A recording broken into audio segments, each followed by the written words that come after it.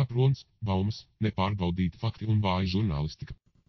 Esiet sveicināti, raida Pingvīnu radio, pareizu laiku paskatieties savos pulksteņos.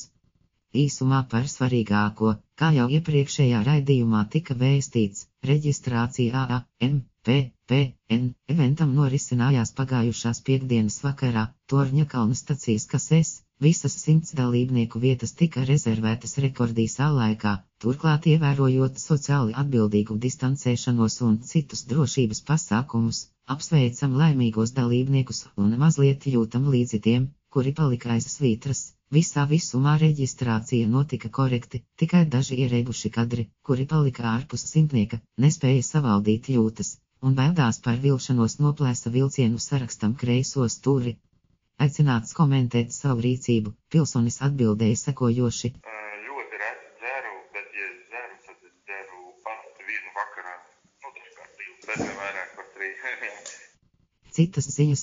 Sekojot jaunākajām tendencēm eventu modē, tad tagad ir pieņemts publicēt eventu ar dalībnieku skaita ierobežojumiem, pēc tam šo skaitu samazināt, tad eventu atcelt, bet pašu ballīti pārcelt uz citu vietu, un tiem, kuri ierodas, ļaut pielāgot eventu kā apmeklētu. Pingvīnu radio redakcija iesaka iet vēl tālāk, un ļaut eventus reģistrēt kā apmeklētus arī bez ierašanās notikuma vietā, bet gan tikai piezvanot autoram. Vai vismaz pieslēdzoties lokācijai ar Zoom vai Skype. Nesaistīti tuvākajā laikā gaidāmi daudz interesanti eventi. Koordināšu ziņas. N56 grādi 10,490 minūtes, EE 28 grādi 05,670 minūtes. Rubrika Latvijas slēpņošana, teiksmas, dažādi notikumi un rēcīgi atgadījumi no slēpņotāju pieredzes. Šodien nedaudz pagrindēsimies atmiņās par dažiem leģendāriem slēpņiem tepat Rīgā, slēpņošanas pirmsākumos, kad slēpņotāju bija mazāk, noteikumi tika interpretēti brīvāk, un ģeopolicija vēl nebija pašplūdinājusies, slēpņi slēpās arī tiltos, un izņēmums nebija arī Rīgas tilti.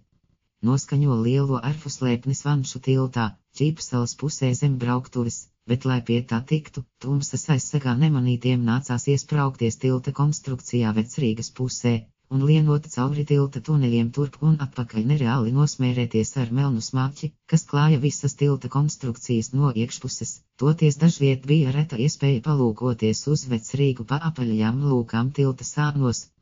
Operācija AKMPN un slēpnis akmens tilta konstrukcijās kaut kur tiltam pa vidu, lai tiktu pa tiltē bija jānolaižas pa virvi, vai mēģinot neiekrist upē, uz pirkstgaliem žonglējot jāpiet apkārt tilta balstam pār Daugavas pusē, un tad pa jauku pa tiltes servisa tiltiņu jāatrod īstais balsts ar slēpni. Vēl, protams, bija variants atmūķēt durvis vienā no tilta galiem, bet tas nebija tik aizraujoši.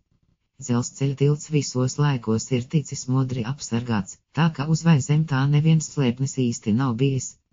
Salu tilta konstrukcijās, protams, arī bija jauks slēpnis, un lai pie tā tiktu, arī bija vairāki ceļi atmūķēt servisa durvis ar 17 mm mūciņa slēgu, atbraukt ar 6-metrīgām trepēm un uzkāpt pa vienkāršo, izkārtīt tālu zem viena no pamatblokiem un ielīst pa apakšu, vai, ekstrēmākais variants, mēģināt uzkāpt un ielocīties caur sametinātu armatūru režģi, tautā sauktu par aknu duramo caurumu. Cik zināms, tad visi no šeit minētajiem piekļuves veidiem tika aktīvi izmantoti, un visbeidzot, vienkāršākais no visiem piekļuves ziņā bija slēpnis Dienvidu tiltā, lai pie tā tiktu, bija nedaudz jāpakāpjas un pasmuku caurumu jāielien skaistā oranžā metāla konstrukcijā, nevelti slēpnis sauca visdārgākais burkāns. Slēpnis arī nebija tālu jāmeklē, tik vien kā jāšķērso viena vai divas tilta sekcijas, citi interesanti un piedzīvojumu meklētāji, protams, varēja izmantot situāciju un doties tālākās patiltes izpētes ekspedīcijās, līdz pat otram Daugavas krastam, lai jums jautri slēpņojas arī turpmāk, sūtiet mums savus stāstus, rekomendācijas un kaut ko garšīgu. Uz sadzirdēšanos nākamreiz. Studijā bija Eleonora Ābole.